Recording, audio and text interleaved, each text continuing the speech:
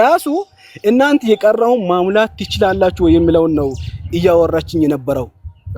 ይሄንን ጉዳይ ደግሞ እኔ ወንድሜ ነው ከሁሉም ቢሮዎች ጋር ኮኔክት ያደረገው እሱ እኔ ጋርም እያደረሰ ለኢትዮቿም ደውለን እየነገርን ነው። እነሱ ምን አሉ? ሁሉም ነገር እዛ አልቆ አይደለም ወይ የሚመጣው ሬሳ ሊንገዛ ነው ወይ ነው ያሉት። እንደውም ይሄኛውን $3000 ሳይሆን መጀመሪያ $500 እኛ የተንቀሳቀስ ነው የታክሲ የምን አለ እሱን ትችላላችሁ ወይ የተባሉትን ለኢትዮቿን ለወንድሞቿ ሲናደርስ እኛ ሬሳ ሊንገዛ ነው እንዴ ነው ያለችው ኢቷ። ዛሬ ደግሞ ይሄኛው ትላንት ማታ የሰማሁትን መረጃ ለነሱ ላደርስ ሲል ደወልኩኝ ለታላቋ ተወካዩዋ ማለት ነው። ምክንያቱም አዲስ አበባ ላይ የአዲስ አበባ ተወካይ ያለው ሰው ነበር ውክልና ድጋፍ ወረቀት ሲጻፍ እየተጻፈ የነበረው እነሱ የሶስታቸውም ነው። አንድ ሂት አላት ከሷ ጋር አንድ ላይ ማለት ነው።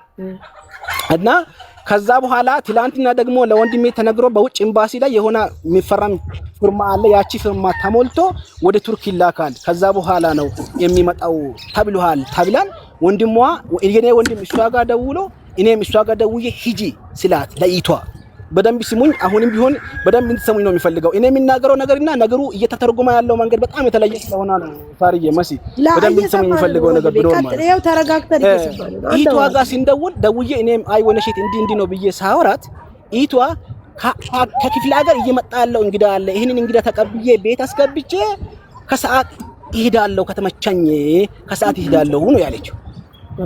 እኔም ለወንድሜ ደወልኩ። እሺ ከሰዓት ይመጣለች እንግዳ አለኝ እያለች ነው ለሰው ነግረዋሉ መሰለኝ። ሰው እየመጣ ነው ልጆች ይዞ ስለሚመጡ እነሱን ቤት ላስገባና ከዛ በኋላ ይመጣለው እያለች ነው ተቀባያት ያልኩኝ።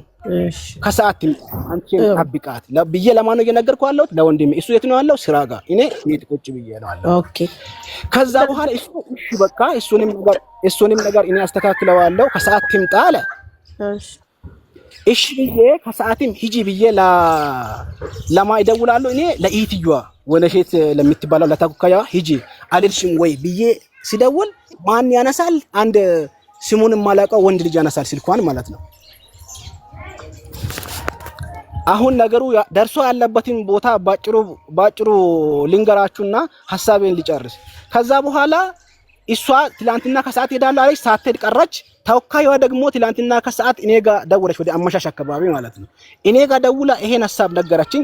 ከሰዓት ትላንትና ከሰዓት እኔ ማታ እሷ ጋር ሲደውል ወንድ አነሳ። ወንድ ስቶ ምን አለኝ? አይ እሷ ራሷን ሲታለች ሄዳ መፈረምም አትችልም፣ አልፎ ደግሞ ራሷን ሲታለች ራሷን እያወቀች አይደለም፣ ለዛ ነው ስልኳን እኔ ያነሳሁት አለ። ወንድሟ ነኝ እያለ እየሰማ ነው አይደለ? አዎ እየተሰማ ነው። እኔ ክብሮ አሁን እኔ የምጠይቅ ጥያቄ እንትን አሁን እኔ የኔ ጥያቄ እንትን በለኝ፣ አዳምጥ። ያንተን ሰምተናል። ውክልና አንተም ወይም ሆነ ወንድሟ ቤተሰቦቿ ውክልና ሰጡ። እሺ ውክልና ሰጡ።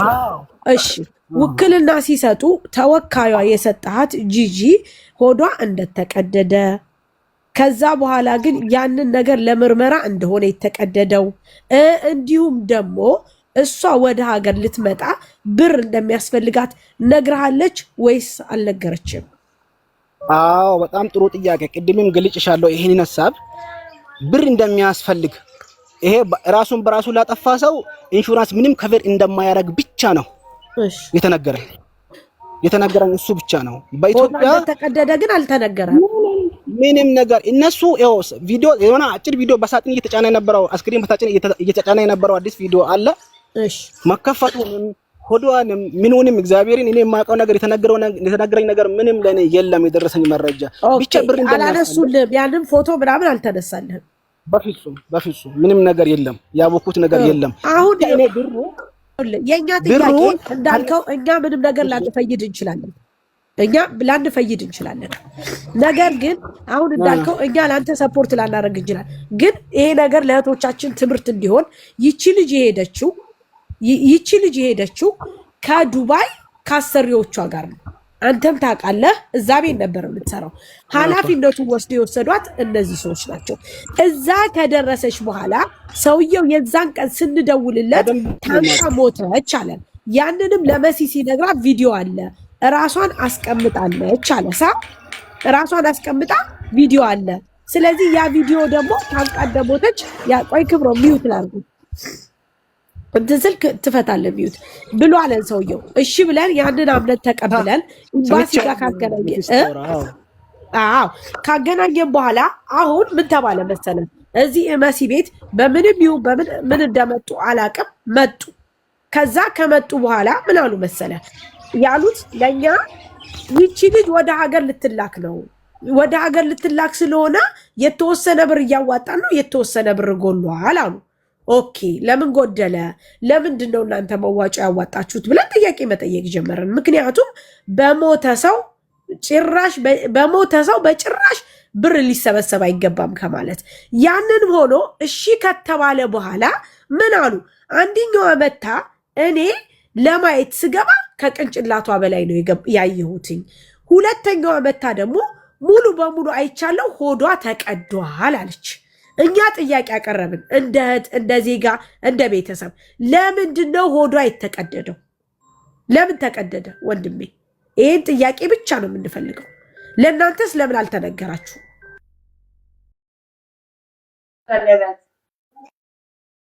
መስዬ ጨርሰሻል መሰለኝ። ይሄኛውን ሳሪ ጨርሰሻል? መልስ የተጠየቀውን ጨርሳለች እኮ በቃ ይሄኛውን ጥያቄ ስለዚህ ጉዳይ እኔም የማውቀው ነገር ስለሌለ ከእናንተው ጋር እኔም ሊጠይቅ አሁን እኔም ሰምቻለሁ። አሁን ነው የሰማሁት ብዬ ነግራችኋለሁ። እኔም አሁን ጠያቂ ነው የሚሆነው እንጂ ስለ ሆዱ መቀደድ ስለምን ምንም የሚታወቀው አሁን የሞተችበት ምክንያት ራሷን በራሷ ስለሆነ ሆዱ የሚቀደድበት ምክንያት ምንድነው? ምን አለ እንጃ እኮ ሲቀጥል ደግሞ እሺ ለምርመራ ነው የተቀደደችው ብለን ብንል እንኳን ቱርክ ያሉ ልጆች እያሉን ያሉት አንድ ሰው ሳይፈረም ሆዱ አይቀደድም። ማን ፈርሞ ሆዷ ተቀደደ? ለዚህ ተጠይቃችኋል ወይ እናንተ? ከይቅርታ ጋር ሳትጠየቁ ለምን ሆዷ ተቀደደ? ለምርመራው ምንም የተጠየቅነው ነገር አይደለም። ስለዚህ ስለመቀደድ ሲጀመር ይሄ የሚያስጠይቅን ጥያቄ እንዴት እንጠየቃለን? ራሷን በራሷ ያጠፋችው ቪዲዮ እስካለ ድረስ ሰውየው ጋር እስካለ ድረስ እኛ እንዴት በምን ምክንያት እንጠየቃለን? አትጠየቅን። ምንም የምናውቀው ነገር የለም። ሳሪ ይሄ ጉዳይ እንዴት ነው ሊሆን የሚችለው? ከእናንተ ጋር ሊጠይቃቸው ነው የሚጠየቅ የሌለም። የኛ ጥያቄ ነው። እኛ ጥያቄ ላንቺም ለሱም እኔ ልመልስላችሁ። ለሷ ለልጅቷ ባልም ላንቺም ይኸውልሽ ሲጀመር ቤተሰቦቿ ውክልና ሰጥተዋል። እሺ አሁን ለነሳሪ ማስረዳችኋለሁ። ችግር የለም። እሺ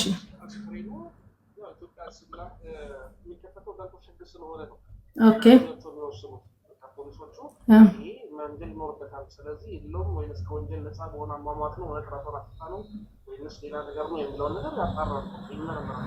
እሺ አሁን ለምሳሌ የዚህ አሁን ፓስፖርቷንና የሰውየውን ቁጥር እዚህ ያለው ልላክልህ ማለት ነው። እሺ አብደላዬ በጣም ነው የማመሰግነው።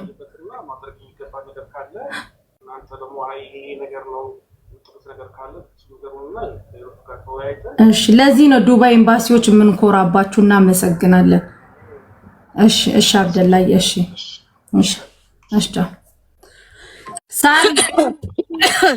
ማሚ አጠገብሽ ውሃ ካለ እንትን በይ። ዱባይ ኤምባሲዎች በእውነት በጣም ነው የምናመሰግነው።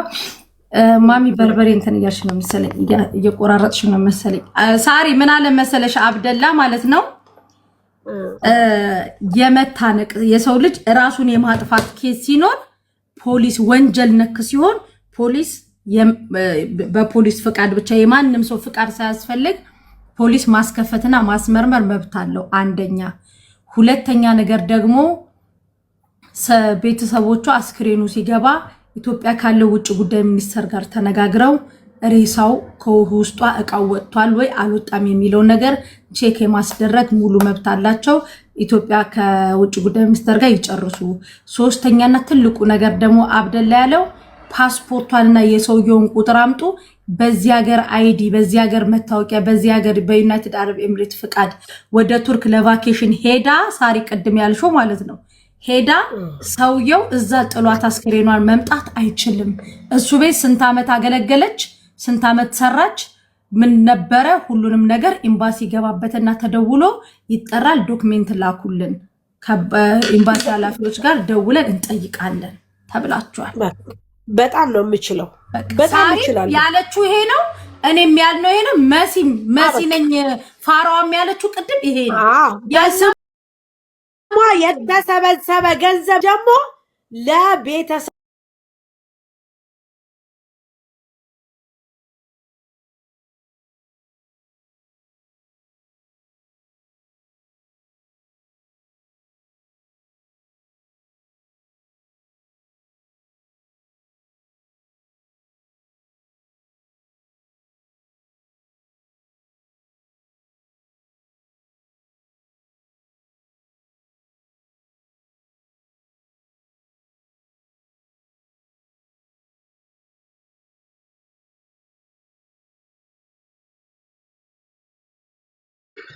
በጣም ደስ ይላል። እግዚአብሔር ይመስገን። የዱባይ ኤምባሲ ያከበርኳቸው ክብሩ ነው።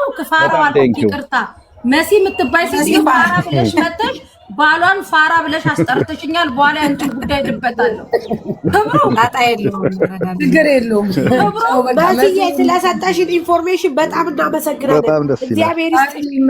አንቺ ከሀቅ ጎን ስለቆምሽ በጣም እናመሰግናለን። እኛ ልንገርሽ በሚሊየን የሚቆጠሩ ብሮች አሰባስበናል።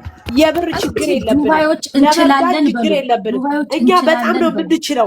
ግን ልንገርሽ እንችላለን እንበል እንዴ ማርያምን በሲ ልንገርሽ ከሀቅ ሲኖር ብቻ ነው። ግን እኛ እንችላለን እኮ ምን ነው እናንተ ብቻችንን እንችላለን። ከመውጣታችሁ በጣም ቴንኪው ሮዝዬ።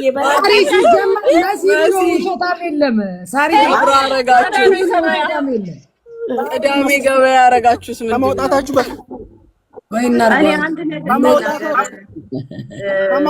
በፊት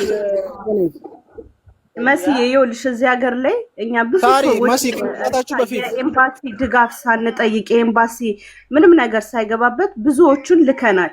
ይሄ ግን ያደረግነው በመልካምነት በሰብአዊነት ነው እንጂ ሌላ ነገር ውስጥ ገብተን እንደዚህ አይነት ነገር ይፈጠራል ብለን አይደለም። ጂጂም ሆነች ሁላችንም በሰብአዊነት ያደረግነው። መቅዲ አሁን በሌላ ተረዱት። እኛ ቅድም ያልነው እናንተ የቱርክን ኤምባሲ እሹሩሩ እያላችሁ ደረቅ ጡት እያጠባችሁት ነው። ኖ በቃ መንግስት ወክሎታል፣ ደሞዝ ይወስዳል በስማችን። የኢትዮጵያ መንግስት ቀጥታ ቱርክ ላይ ሲልካቸው ቱርክ ላይ መቅዲ ያለች፣ መሲ ያለች፣ ሮዚ ያለች። እናንተ ለኤምባሲው የእናንተ እረኛ ነው። በቃ ለእናንተ ሊያገለግል ነው ቁጭ ያለው።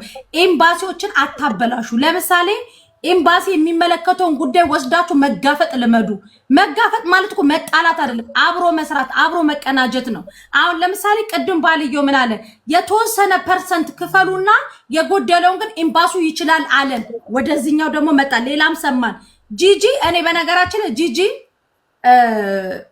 አንቺን ጀጅ ለማድረግ ሳሪም አንቺን ለመውቀስ አይደለም፣ ብቻሽን እንደዚህ አይነት ሪስክ ውስጥ ለምን ገባሽ ነው የኛ ሁላችን ጠይቀ። አንተ ባሏ ግን ባሏ አልኩኝ ክብሩ፣ እኔ ባሏ ትሆን የህግ ባሏ ልጅቷ ከትዳር አግብታለች እስካልተባለች ድረስ ባሏ ብዬ አልጠራህም።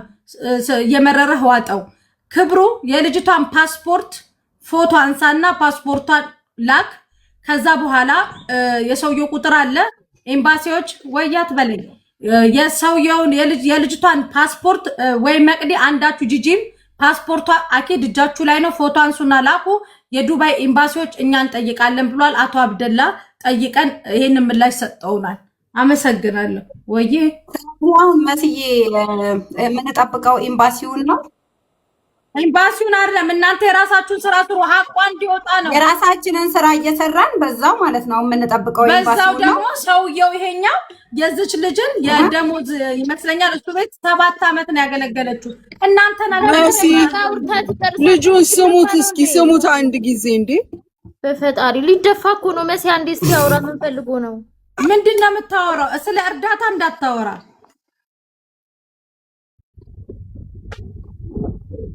አውራ ተለሚውትን ክፈት።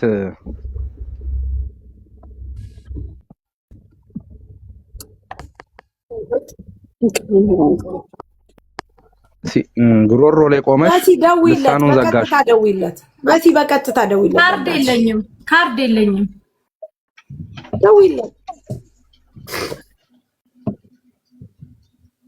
ኧረ እያወራህ እንዳይሆን ሚውት አድርገህ ነው እያወራ ያለው ወንድ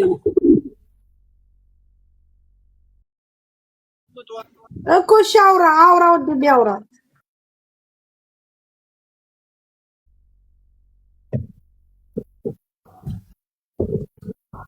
ምን ሆነ ነው ቁና የምትተነፍሰው? የሞተ ተጎዳ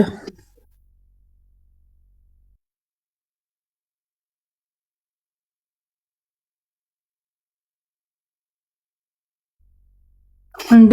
ኧረ ብሮ እየሰማን ነው እኮ ብሮዬ፣ አውራ ምን አልኩኝ? አውራ ተባልክ፣ እድሉ ተሰጠ። ሚውት አረግን።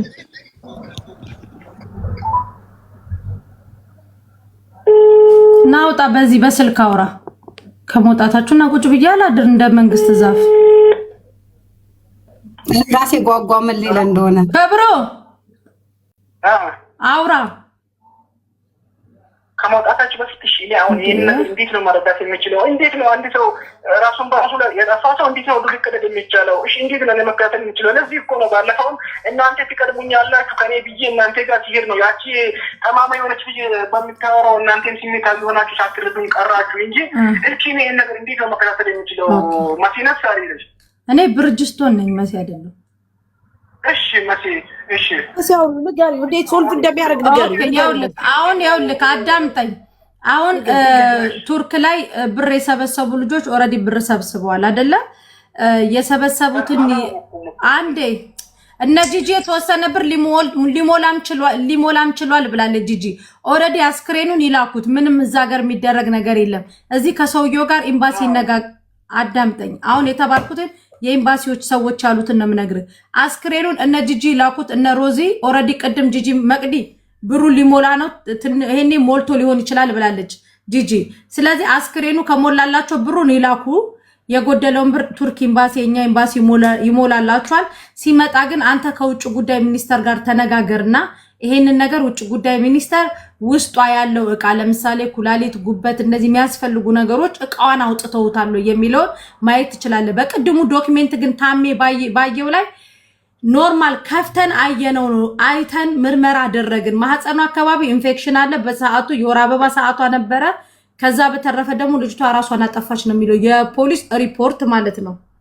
ገባክ? ስለዚህ አሁን አስክሬኑ ሲመጣ አንተ ኢትዮጵያ አይደል ያለኸው? ኢትዮጵያ ከውጭ ጉዳይ ሚኒስተር ጋር ይሄንን ነገር ትነጋገራለህ። እሺ